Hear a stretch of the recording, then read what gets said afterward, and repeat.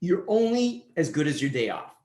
Many years ago, before I moved to Europe and before I entered the corporate world, I worked 7 years in the hotel and restaurant industry. I got to tell you, it was great training, and it still provides me valuable lessons today. One of my very last roles was assistant manager at a French restaurant called Four Paws, and it was located in a Victorian home full of antiques in St. Paul, Minnesota. And it was a 5-star dining experience. It really was a good place, and the chef was excellent, and the food was amazing. Now, as a team, we were a great crew and a very capable team. We could handle large parties, small dining, large gatherings, corporate events, you name it. We could handle it in a rush or even take it slowly. Now, one day, I was expectedly called to head office, which was across town and a place called Minneapolis at another location where they had another restaurant called Edwards. So there was some meeting that was held at the restaurant with restaurant managers and assistant managers. I can't really remember what we did there, though I do remember that it took place from about 10:30 in the morning till about 3 in the afternoon. And I had asked one of my very capable wait staff, Steve, to take over my duties. He said, no problem. Now, at 3 o'clock, I didn't have a dinner shift, so I didn't go into work. Because if I did, I found myself not just sitting around having a meal, I'd get pulled into work. So back then, no phones, no email, life was pretty good. I didn't know what went on. The next day, I went in for my lunchtime shift, and I showed up about 9 a.m., just when the prep kitchen was getting things ready for lunch. And already at 9 a.m., the smells were wafting into the office. And incidentally, the office was down in the basement next to the kitchen. It was a really small, tight quarters. One of the kitchen staff told me that they had worked on a submarine, and he said the kitchen and the office in the basement with no windows, hot, tight, small. He said, this is just like the submarine. And sometimes I felt like we were down in the submarine. Anyway, once prepared, the food from that kitchen was brought upstairs in the back through what we called runners. So I could hear the team chopping away and talking and laughing and just getting ready for lunch. I could also hear the team, the chef, Bernard, who had a great French restaurant. And just between the two of us, most of the staff didn't really always understand him. I had to jump in and help out with his Franglish into English. Anyway, I looked into the reservation book, which was kind of the log book, which had a list of everything that happened the night before. And I slowly started to see what I started to notice were problems of things that took place the day before. From that lunch rush from about 11:30, 12 to about 3 p.m. Well, from memory, let's see. I recall one of the groups was going to a chamber music concert and they got their food late and were upset and they couldn't get in the bus. And they were another group, somebody got spilled on. So I had a cleaning ticket, which we obviously paid for. And then another party complained because one of their meals came cold. So it was noted that we comped that.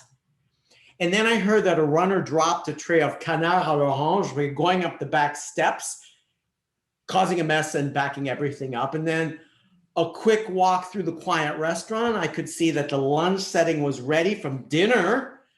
Though the glasses had spots, the silverware wasn't polished and all in place, the cloth napkins were not folded properly. Everything looked like it was done rather hastily, and not with the same level of quality as when I was there.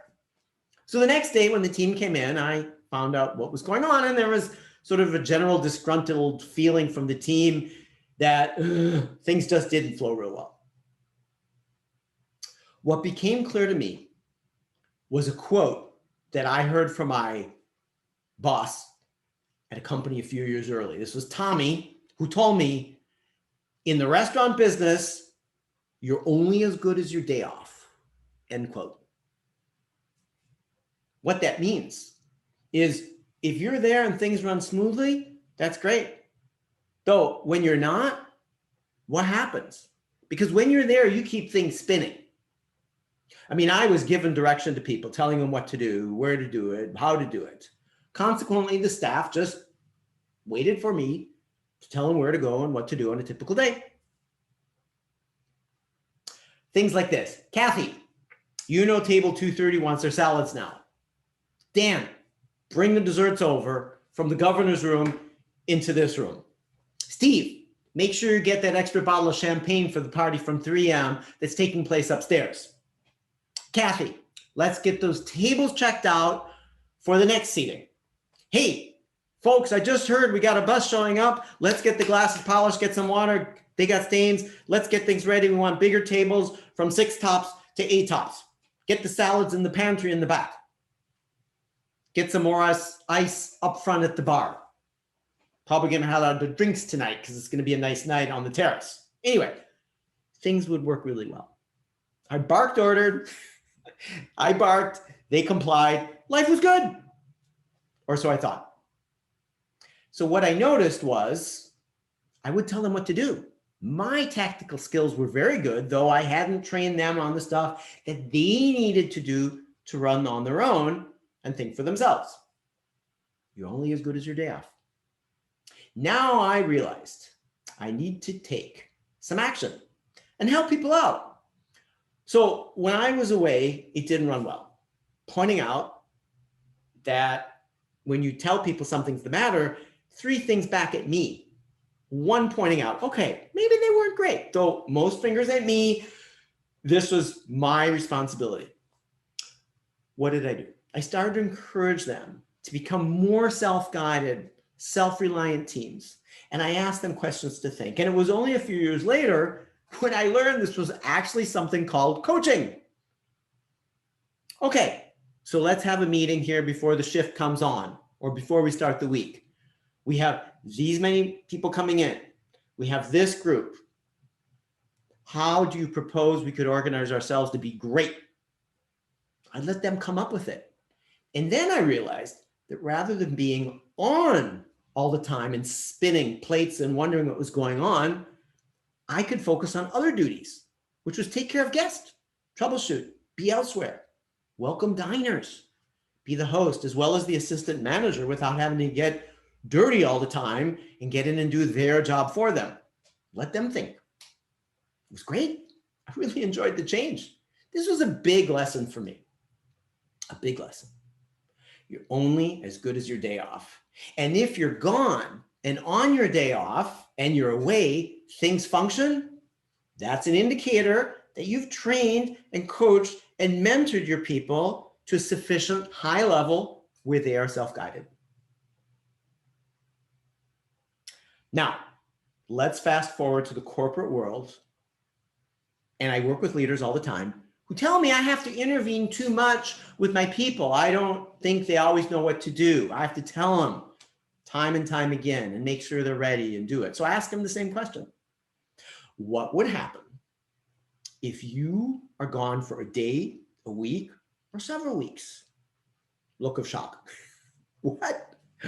What would it take, I say, for the team to function without you? Do they have the skills? Are they ready to do it? Could they do it? Are you ready to let them do it? So I came up with this 7 conversations approach, which can always help ensure your people have what it takes. Conversation 1. People should know exactly what they're accountable and responsible for and know how what they do fits into the big picture so they can explain it to others. Now, if they can, this is a good sign that everybody's aligned. Isn't it nice to know who's doing what? Conversation 2 is they should know not only what they do, though why what they're doing is important, that they're aligned on top priorities. Now, once we know what the top priorities are, we're all working, and metaphorically, it's like we're on a rowboat, all rowing in the same direction, so we win the race. The objective is to go in the same direction. You would not win a race on a rowboat if everybody's rowing in different directions. The third conversation is around job descriptions. People should know what their job or scope is with key elements. And they should share that with key players in the organization. What's the primary scope, the secondary scope, and what is out of scope that they shouldn't be doing anymore. And most likely when people have those components, they'll do the job better. and might be more interested. And if you're interested, actually speaking of that, look at my scope document at the resource section of my website. Fourth conversation, people should know how they're performing right now. What's going well, what's not going well, and would be even better in the future. And action plans to address any negative trends in terms of performance. And then action plans to maintain great performance for the future, so there shouldn't be any surprises. We shouldn't have to wait for a mid-year review, year-end review, quarterly review. We should know pretty much at any point in time how we're doing. And people should have, fifth conversation, develop personal development plans, which I use the Center for Creative Leadership 70-20-10. 70% of what my development is comes from the current job, doing it better. 20% is me as a leader giving my people coaching and mentoring. And then 10% is the formalized learning, trade journals, attending classes, online, offline, watching TED Talks. Though make sure that the personal development plan is real and not just a tick the box exercise. 6 is you as a leader getting honest assessment from them. Is the way you're leading them working for them? And at the restaurant, when I asked my people, am I managing you well? They said, not really. So I very early on learned how important this conversation was. And when you ask them the question, make it safe for them to give you the answer. You do not want them to feel like there's fear in telling you how you are as a leader. And remember, as a leader, you need to lead to inspire, manage to give them tactical, train so they have the skills, consult so that they have resources, sponsor so that you're sticking up for them. You also need to mentor them with your experience, coach them, and ask them questions to activate them. And then the 7th conversation is, in today's complex organizations, helping them understanding how they appear to be working with their stakeholders. Are there any blockages that might need addressing? And one final thought. When I ask leaders, who runs your team meetings? Leaders usually say, well, I run the team meetings. After all, I am the leader. That's what they pay me for. And I say, no, that's not what they pay you for. I say, okay, fine. If you run the January meetings and you have 12 people on your team, that means there's 11 months of people who could run the team meetings. You don't need to run another team meeting for 11 months. Take turns. Then leaders think, well, hold on a sec. Isn't it really my job to run the meetings? And I say, no, because what happens the day you're not there to run a team meeting? Would that therefore mean that they can't run a meeting without you or have good quality? Oh yeah, I guess you got a point there. So your job is simply to run the first month of meetings to show them what a good job is, or the benchmark. Let somebody else run the other meetings. Who knows? Maybe they'll be as good as you or better at certain things, or do it differently and get different or better results. Creativity sets in. Now, attending the meeting, your job is still to coach and mentor them on what they do and how they do it. So your participation is not just to control and manage the tactical side. Your participation is to help them get better at what they do so that they can run meetings. Remember, you're only as good as your day off. So start to be present, because you're watching what they're doing and how they're doing it, and it's going to be much more beneficial for you and for everybody. Something else I've noticed is if you become a meeting participant and you know that you have to run a meeting in 3 months, that's your month, you're probably going to be a better meeting attendee, more succinct, more concise, more on time, if you know I'm going to be in that spot in a couple months. Everybody gets to be a little bit better at it and a little more attentive, because it's not just like some boss running through the meeting and being one-on-one and passive, and the rest of the people just sitting there doodling or doing something online, where you can't be seen. So remember, you're only as good as your day off. And what happens on your day off is indicative of how you prepared your people. My hope is this helps you have conscious responses instead of unconscious reactions so that you can be successful and your team can be successful. Successful by design, not through unconscious reactions. And while we're on the topic of leadership, have a look at my leadership survey. I'm interested to hear three things: how many years you've been working, how many great leaders you've had, and what do you think your people would say about your leadership? So I look forward to hearing your questions, comments, and discoveries, how this topic, you're only as good as your day off, helps you. And with that, go off and be leader-like.